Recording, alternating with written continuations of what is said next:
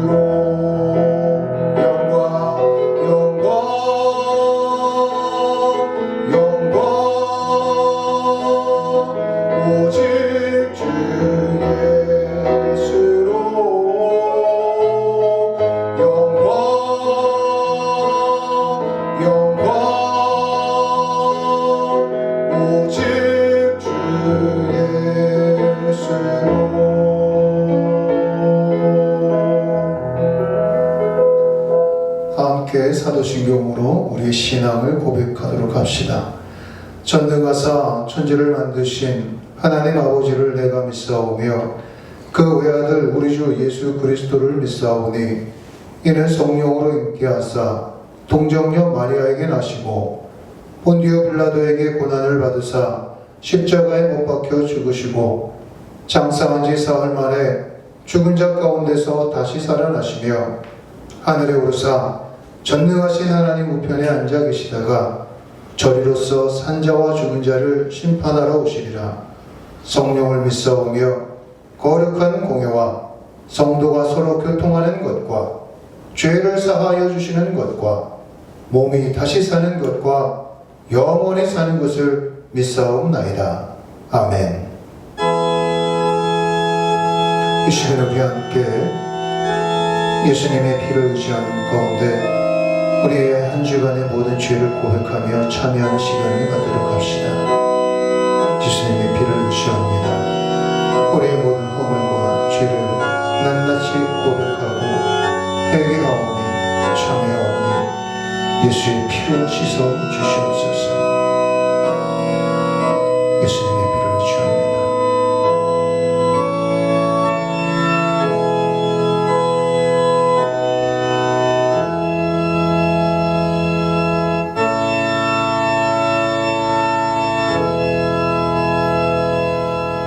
사랑하는 성도 여러분, 예수 그리스도의 피로 우리의 모든 허물과 죄가 용서함을 받았습니다. 우리도 형제의 허물을 용서하며 삽시다. 주 예수 그리스도의 은총이 함께 하시길 축원합니다. 아멘. 찬송가 406장 찬양드리겠습니다.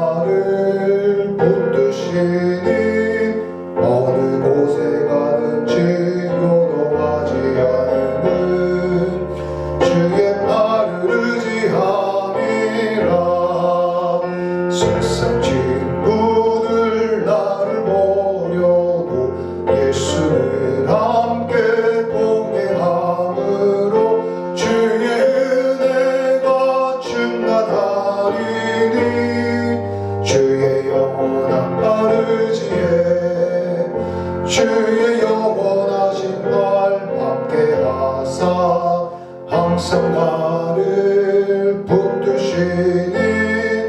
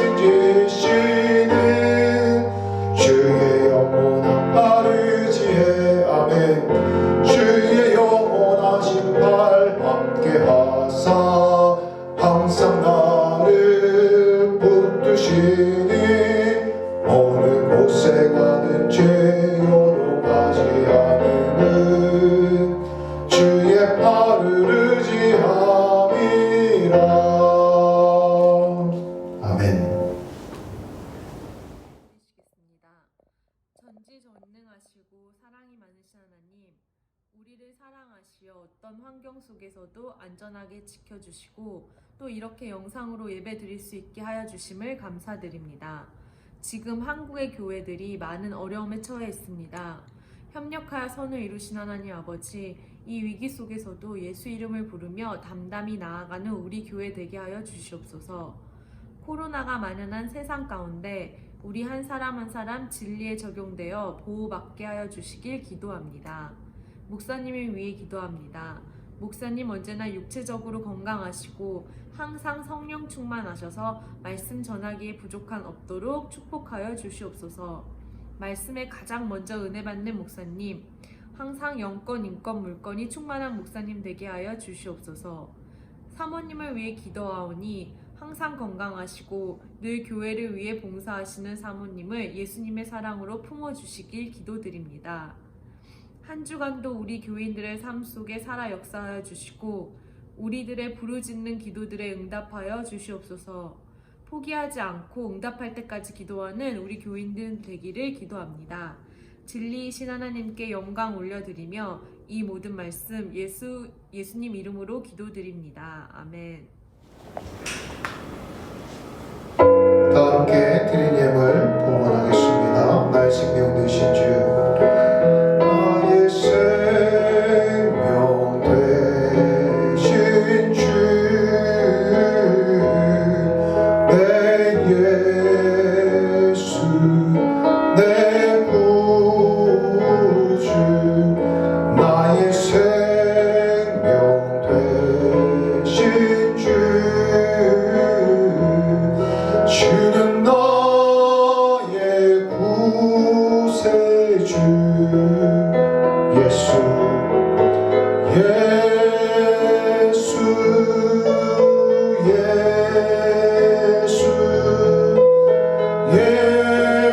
예수 예수, 내 영혼의 구세주, 주는 나의 구세주. 함께 기도합시다. 사랑의 하나님 아버지, 감사합니다. 오늘도 거룩한 성일을 맞아 이렇게 주의 몸된 전을 찾아 예배하게 하심을 감사드립니다.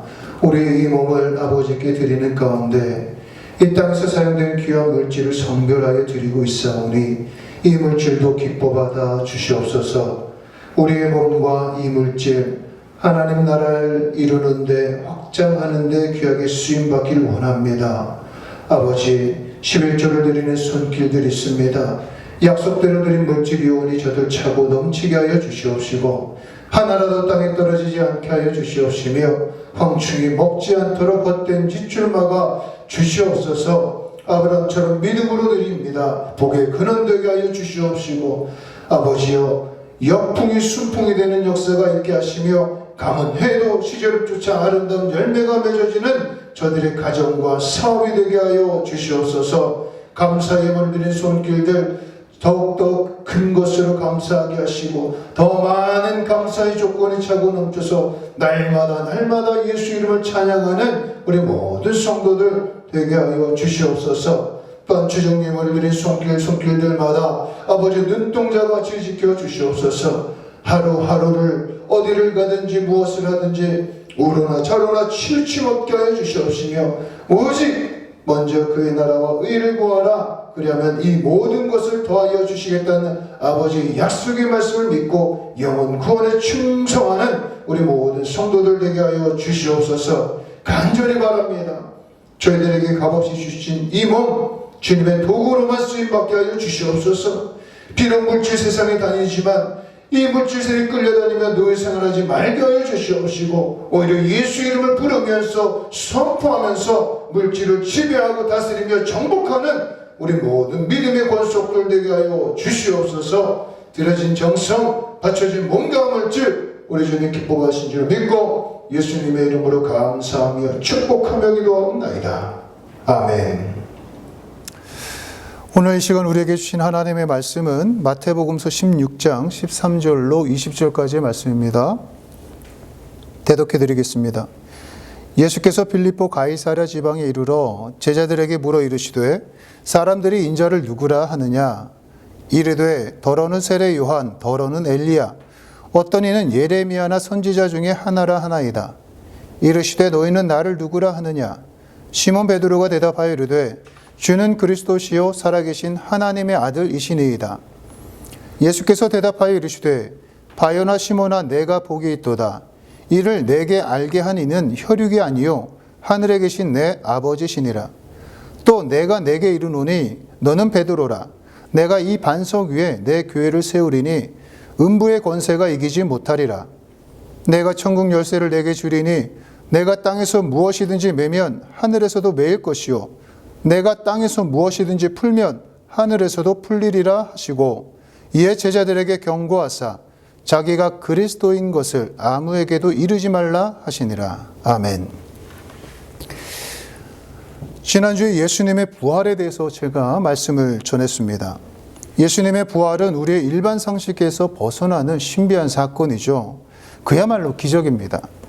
이런 기적의 사건을 우리의 이성과 상식 수준에서 이해하려고 한다면 그것이 참 어렵습니다. 예수님의 부활을 우리 이성과 지식으로 믿으려고 하면 사실 그것은 믿어지지 않는 것도 사실입니다. 다만 하나님께서 우리 인간에게 이성과 그리고 지식을 주셨기 때문에 예수님의 부활을 부정하고 믿지 아니하려고 하는 이들에게 저들이 이해할 수 있는 수준에서 우리 그리스도인들도 저들에게 논리적이고 합리적인 방법으로 변증을 해야 하기 때문에 우리의 책임이기 때문에 우리는 부활에 대해서 이렇게 저들의 수준에 맞춰서 설명할 수밖에 없습니다. 그래서 성경도 여러 가지 증거로 예수님의 부활과 예수님의 사역에 대해서 기록을 남긴 것이죠. 이미 말씀드린 바와 같이 예수님은 자신이 하나님이라고 직접적인 주장은 하지 않으셨습니다. 다만 자신이 하나님과 같은 위치에 있음을 보여주는 말씀을 여러 번 하신 것은 사실입니다. 그래서 오늘은 예수님은 누구이신가에 대해서 예수님께서 스스로 하신 말씀을 중심으로 한번 살펴보도록 하겠습니다. 첫 번째로 예수님은 당신에게 죄를 사하는 권세가 있다고 말씀하셨습니다. 마가복음 2장 5절입니다. 예수께서 그들의 믿음을 보시고 중풍병자에게 이르시되 작은 자야 내 죄 사함을 받았느니라. 여기서 예수님은 자신이 죄를 용서할 수 있는 분이라고 주장하고 계십니다. 예수님은 중풍병자에게 이렇게 말씀하셔요. 작은 자야 내 죄가 용서함을 받았다. 그런데 이 말을 들은 당시 종교 지도자들의 반응이 어떻습니까? 아니 이 사람이 무슨 말을 하는 거야? 하나님 한 분 외에는 누가 죄를 용서할 수 있단 말인가? 지금 그는 하나님을 모독하고 있어 라고 역정을 냈습니다. 예수님은 사람들의 이런 반응에 대해서 중풍병에 걸린 사람을 고침으로써 자신에게는 병을 고치는 능력도 있을 뿐만 아니라 죄를 용서할 권위와 권세가 있다는 것을 증명해 내셨습니다. 두 번째로 예수님은 당신에게 세상을 심판하는 권세가 있다고 또 말씀하셨어요. 마태복음 25장 31절로 33절 말씀입니다. 인자가 자기 영광으로 모든 천사와 함께 올 때에 자기 영광의 보좌에 앉으리니 모든 민족을 그 앞에 모으고 각각 구분하기를 목자가 양과 염소를 구분하는 것 같이 하여 양은 그 오른편에 염소는 왼편에 두리라. 아멘. 예수님은 하늘로 승천하시고 다시 돌아오실 때 영광의 보좌에 앉으셔서 모든 민족들이 예수님 앞에 모이면 양과 염소를 나누듯 민족들을 심판하실 것이라고 말씀하고 있습니다. 이때 어떤 이들은 세상이 창조된 이후로 그들을 위해서 준비된 나라에 그 영원한 생명에 들어가겠지만 어떤 이들은 영원히 분리되는 형벌의 고통을 받을 것이라고 말씀하고 있습니다. 즉 예수님은 자신이 이 세상 마지막 날에 우리 각자에게 일어날 일을 예수님께서 결정하신다라고 말씀하고 있는 것입니다. 그분은 심판자가 되실 뿐만 아니라 심판의 기준이 되신다는 거예요. 심판의 날 우리가 어떻게 될지는 지금 우리의 삶에서 지금 예수님을 어떻게 대했느냐에 따라 달라지게 됩니다. 근데 우리 한번 이렇게 상상해 봅시다. 만약 제가 여러분에게 마지막 심판의 날 여러분은 모두 내 앞에 나와야 합니다. 그리고 나는 여러분의 영원한 운명을 내가 결정할 수 있습니다. 여러분이 천국에 갈지 아니면 지옥에 갈지는 지금 여러분이 나를 어떻게 대하는가에 따라 달려 있습니다. 라고 말한다면 여러분은 저에게 뭐라고 하시겠습니까? 아마도 저를 과대망상에 빠진 미친놈이라고 하실 겁니다. 아니, 미치지 않고야 그런 말을 어떻게 할 수 있겠으며 그것이 얼마나 우스꽝스러운 말입니까? 평범한 인간이 이런 말을 한다는 것은 정말 말도 안 되는 일입니다. 그런데 이런 말을 누가 했느냐? 바로 예수님께서 말씀하셨어요. 때문에 우리는 이것을 통해서 예수님이 전능하신 하나님의 신분을 가졌다라고 하는 또 하나의 어떤 간접적인 주장을 확인할 수 있게 되는 것입니다. 세 번째로 예수님은 당신 스스로를 그리스도라고 말씀하셨습니다.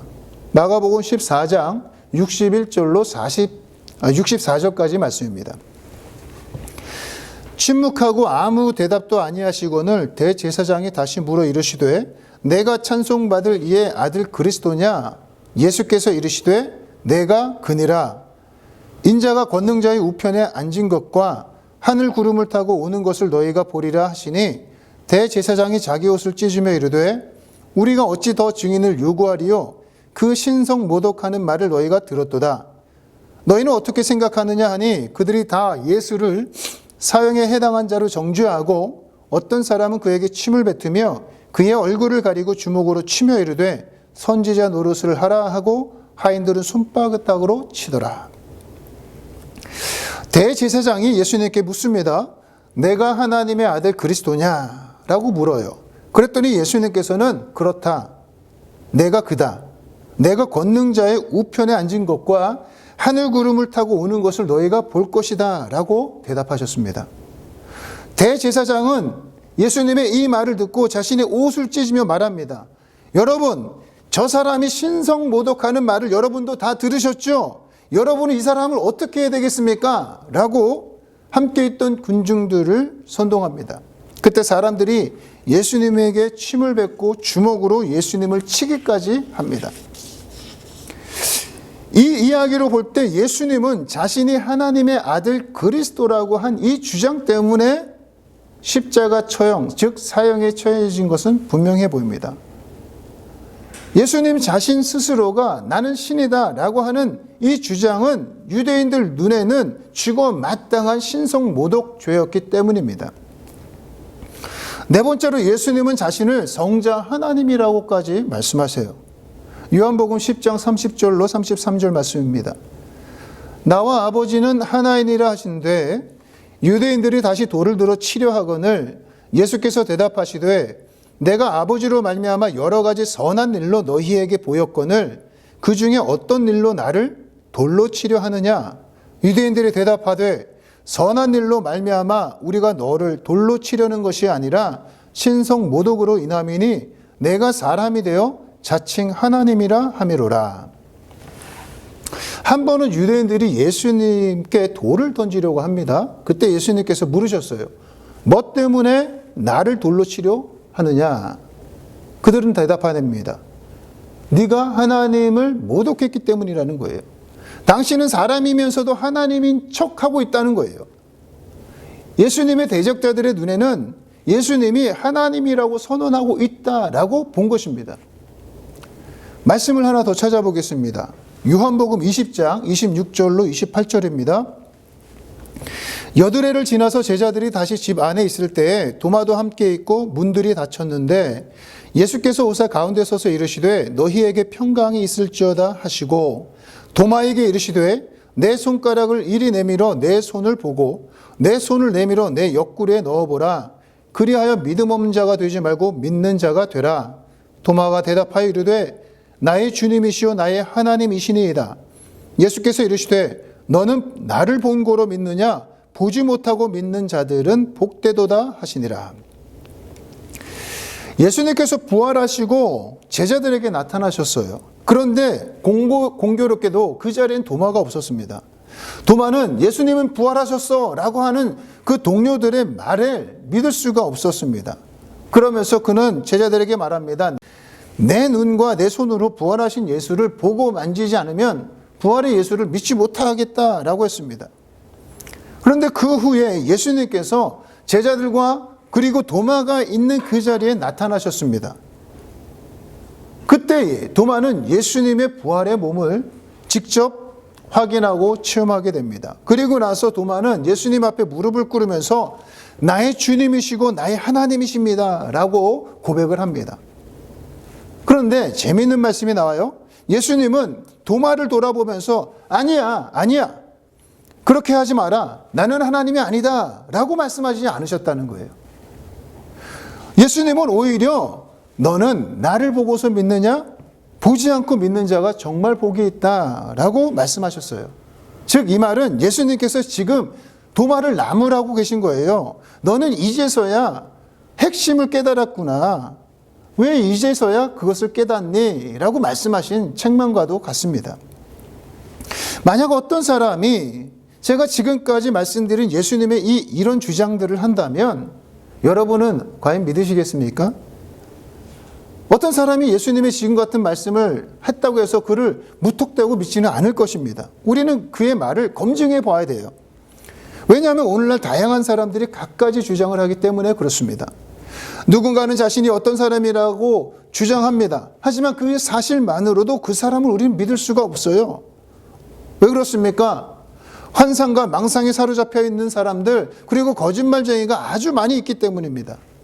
그리고 그런 과대망상증 환자 중에서는 일부는 정신병원에 있기도 하지 않습니까? 자신이 예수라고 하는 사람도 있고 자신이 부처라고 하는 사람도 있어요.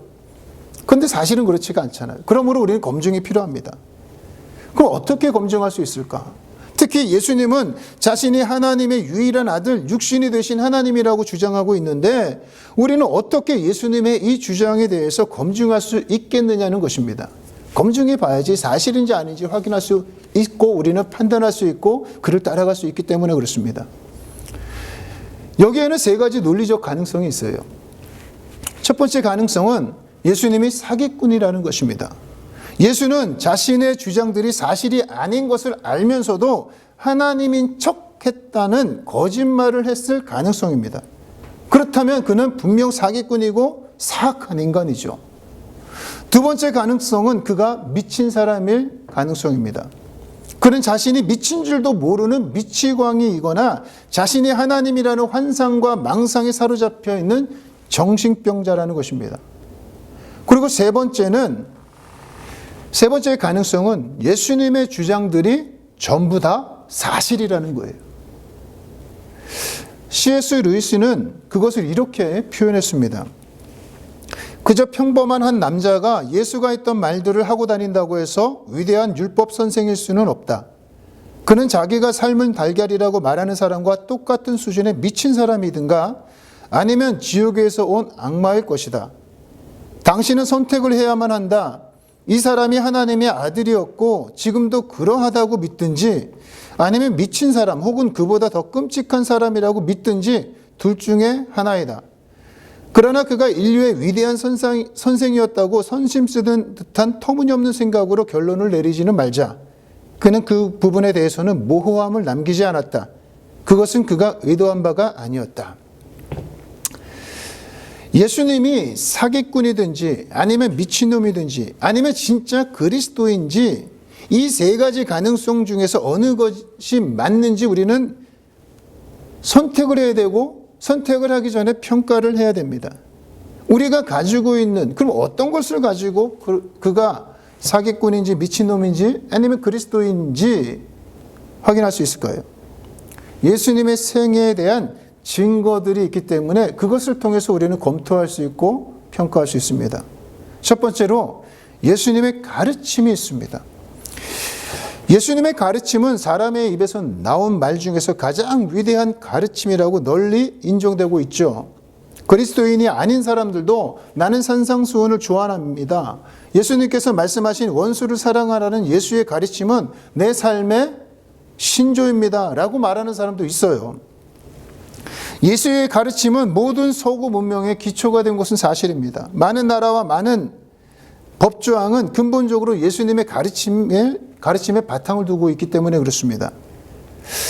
과학과 기술 분야는 눈으로 확인될 만큼 빠르게 발전하고 있죠. 사람들은 더 빨리 이동하고 더 많은 것을 알게 되었습니다. 하지만 2000년이 지나도록 예수님의 말씀보다, 예수님의 가르침보다 더 좋은 것을 가르친 사람은 아직까지 아무도 없습니다.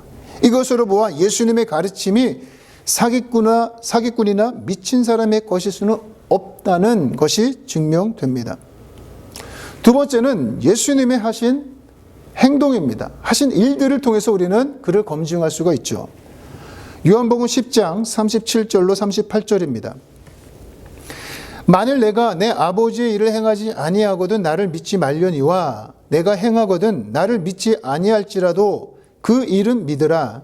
그러면 너희가 아버지께서 내 안에 계시고 내가 아버지 안에 있음을 깨달아 알리라 하시니, 예수님은 지금 당신이 행하신 그 이적들이 아버지께서, 하나님께서 내 안에 계시고 내가 하나님 안에, 아버지 안에 있는 증거라고 말씀하고 계셔요.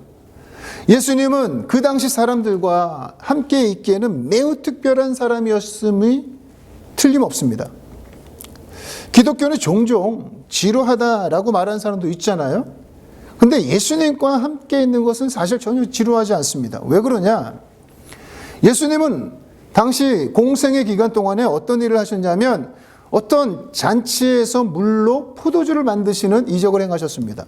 그리고 한 어린아이의 도시락을 받아서 수천 명을 먹일 수 있는 양으로 늘리셨어요. 그리고 예수님은 자연을 다스리는 능력이 있어서 바람과 파도에게 명령하여 폭풍을 잠잠케 하셨습니다. 또 예수님은 많은 사람들을 치료하셨죠. 장님의 눈을 뜨게 하셨고 귀머거리와 벙어리가 듣게 하고 말하게 하셨습니다. 중풍병에 걸린 사람을 걷게 하셨고 환자들이 많이 모인 곳에 갔을 때 38년 된 그 사람이 그 자리에서 일어나서 걸어 나갈 수 있게 그를 치료하셨습니다. 그리고 귀신에 눌려 삶을 지배당하고 억눌렸던 사람을 귀신으로부터 해방시켜 주셨고 때로는 죽은 사람을 다시 살리기도 하셨어요. 아마도 예수님의 제자들은 이러한 예수님을 따라다니면서 지루하거나 심심할 겨를이 없었을 것입니다. 너무너무 신이 났겠죠. 재밌습니다. 놀라운 일들이 계속 일어나니까. 이처럼 예수님은 매우 특별한 사람이었습니다. 그런데 예수님의 삶이 우리에게 그토록 감동을 주는 이유는 단순히 그분이 놀라운 이적과 기적을 행했기 때문은 아닐 것입니다. 그것은 바로 예수님의 사랑, 특히 사랑받지 못했던 사람들, 예를 들면 나병 환자들과 창녀들, 고아와 과부, 죄인들을 향한 사랑 때문에 우리는 예수님에 대해서 예수님의 삶을 감동을 받는 것입니다. 예수님의 사랑은 그분이 한 모든 말과 그분이 한 모든 이적의 원동력이었습니다. 바탕이었어요. 예수님의 모든 이적과 말씀은 예수님이 우리를 향한 사랑 위에서 행해진 결과들일 뿐이었습니다. 예수님의 우리를 향한 그 사랑은 십자가 위에서 정점을 이루죠. 사람들이 예수님을 괴롭히고 십자가에 못 박았을 때 예수님은 이렇게 말씀하셨습니다. 아버지여, 저 사람들을 용서해 주십시오. 저들은 자기들이 하는 일을 모르고 있습니다. 확실히 이것은 악하거나 미친 사람의 행동은 아니지 않습니까? 미친 사람이 있거나 아니면 과대망상 그리고 거짓말쟁이가 죽어가면서 이런 말을 할 리는 없습니다. 그러므로 우리는 이제 예수님에 대한 세 가지 경우에서 하나를 선택하는 결정을 해야만 합니다. 첫째, 그가 진실로 하나님의 아들이었으며 지금도 그러하다든지, 둘째, 아니면 미친 사람이었든지, 아니면 셋째, 그보다 더 끔찍스러운 존재였든지, 이 셋 중에 하나를 여러분은 선택하시고 결정하셔야 되는 거예요. 여러분은 예수님을 누구로 믿으십니까? 어떤 선택을 하시겠습니까? 저는 여러 증거들을 살펴볼 때 예수님이 미쳤다거나 악마였다는 것이 얼마나 말도 되지 않는 헛된 주장이라는 것을 저는 지금까지 이야기했습니다. 예수님의 가르침과 예수님의 행동, 그리고 예수님의 성품, 그리고 구약의 모든 예언의 완성, 사망과 죽음을 이기신 예수님의 부활 등에서 우리가 볼 때 예수님이 미친 사람이거나 아니면 악마였다라고 하는 주장은 터무니도 없고 비논리적이고 믿을 수 없는 주장이라고 저는 생각합니다. 오히려 지금까지 제가 말씀드린 그 모든 증거들을 볼 때 예수님이 우리에게 보이신 말씀과 행동 등 그리고 사랑으로 행하셨던 이 모든 것들은 그가 하나님이었기 때문에 가능했던 강력한 증거가 된다고 저는 생각합니다. C.S. 루이스는 이에 대해서 또 다음과 같은 말을 했어요. 우리는 다음과 같은 끔찍한 선택 앞에 서게 된다. 우리가 지금 이야기하고 있는 이 사람은 그가 말한 대로 그대로 인물이든지 아니면 미치광이 혹은 그보다 더한 존재인 것이다. 이제 내게 분명한 것은 그가 결코 미치광이나 악마가 아니라는 것이다. 결론적으로 이 주장이 얼마나 이상하고 두렵고 그럴듯하지 않게 들릴지는 모르겠지만 나는 그가 하나님이었으며 지금도 그러하다는 견해를 받아들일 수밖에 없다는 것이다. 하나님께서는 적에게 점령당한 이 땅에 인간의 모습으로 내려오셨던 것이다. 오늘 우리가 함께 읽었던 본문 말씀은 우리가 잘 아는 말씀입니다. 예수님이 제자들에게 너희는 나를 누구라고 하느냐라는 아주 많이 읽힌 말씀이죠. 예수님은 제자들에게 묻습니다. 인자인 나를 두고 세상 사람들은 뭐라고 하느냐라고 제자들에게 물어요. 그러자 제자들이 대답합니다. 들은 바를 이야기해요. 어떤 사람은요, 예수님이 세례 요한이라고도 하고 어떤 사람은 엘리야라고도 하고 어떤 사람은 예레미야나 선지자 중에 한 사람이라고도 합니다. 그런데 그때 예수님이 그래, 다른 사람들은 그렇게 이야기하는구나. 그렇다면 너희들은 나를 누구라고 하느냐라고 묻습니다. 그때 베드로가 대답합니다. 주는 그리스도시요 살아계신 하나님의 아들이십니다. 예수님은 베드로의 이 신앙 고백을 기뻐하셨어요. 그러시면서 말씀하십니다. 바요나 시몬아 내가 복이 있도다. 이를 내게 알게 하는 이는 혈육이 아니요 하늘에 계신 내 아버지이시니라. 예수님이 그리스도시요 살아계신 하나님의 아들이심을 알게 되는 것은 우리의 이성과 지식으로는 가능한 것이 아니라는 거예요. 성령이 아니고서는 예수님의 본질을 알 방법이 도대체 없다는 겁니다. 그래서 이것이 은혜인 것이고 이것이 바로 기독교의 신비 중의 신비인 것입니다. 교회는 베드로의 이 신앙 고백 위에 세워졌습니다. 교회의 본질적인 사명은 사랑의 하나님이 우리 한 사람 한 영혼을 구원하시기 위해서 인간의 몸을 입고 이 땅에 오셔서 피 흘리셨던 것처럼 먼저 구원받은, 먼저 사랑받은 우리가 이 땅에 나가서 예수 이름을 전하며 영혼 구원에 집중해야 하는 것이 교회의 본질입니다. 예수 믿는 우리가 세상에 나가서 바르게 살아야 하는 이유도 영혼 구원을 위함인 것이고 우리가 게으르지 않고 부지런해야 하는 이유도 영혼 구원인 것이고 우리가 악에게 지지 않고 선으로 악을 이겨야 하는 이유도 영혼 구원입니다. 우리가 예수 이름으로 보호받고 예수 이름으로 이적을 체험하는 것도 나만 잘 먹고 잘 사는 것이 아니라 하나님께는 영광이요 예수 이름을 통하여서 영혼을 구원하는 생명의 책임이 우리에게 있다는 것이에요. 요즘 코로나 블루라는 말이 심심치 않게 들립니다. 코로나19와 우울감이 합쳐진 신조어가 이 코로나 블루라고 해요. 이 코로나의 장기화로 인해서 사람들이 우울증과 무기력함에 휩싸여서 자해하거나 자살하는 일들이 계속 증가하고 있답니다. 이 경제 봉쇄로 인해서 실제적으로 경제적인 심한 타격이 있으니까 정말 많은 사람들이 낙심합니다. 많은 사람들이 지금 힘들어하고 있는 시절이에요. 우리 교인들도 많이 힘들어하고 있습니다. 그런데 이러한 때 우리 예수롭게 성도들이 세상에 가장 필요한 존재가 되어야 할 줄로 믿습니다. 물론 우리 자신들도 힘들지만 우리에게는 하나님이 함께 하신다는 약속이 있고 그 약속에 대한 믿음이 성령이 우리와 함께 하기 때문에 우리는 이 상황을 분명히 넉넉히 이기고 나갈 수 있습니다. 그러나 예수님을 모르는 이들은 그렇지 않죠. 그들은 자신이 고아인 줄도 모르잖아요. 그래서 자기 혼자의 힘으로 어떻게 해보려고 이 난관과 이 고난의 시간 어떻게든지 혼자 헤쳐나가보려고 합니다. 그런데 그게 어렵습니다. 그래서 저들에게는 예수님이 필요한 것입니다. 저들에게는 우리 성도들이 필요한 거예요. 우리 한 주간 동안 이제 우리 각자의 삶의 자리에 나가서 살아야 됩니다. 여러분이 만나는 사람들 중에서 만약에 이 코로나 블루 시대에 고통하고 있는 사람이 있다면 우리는 저들에게 예수의 복음을 전해야 됩니다.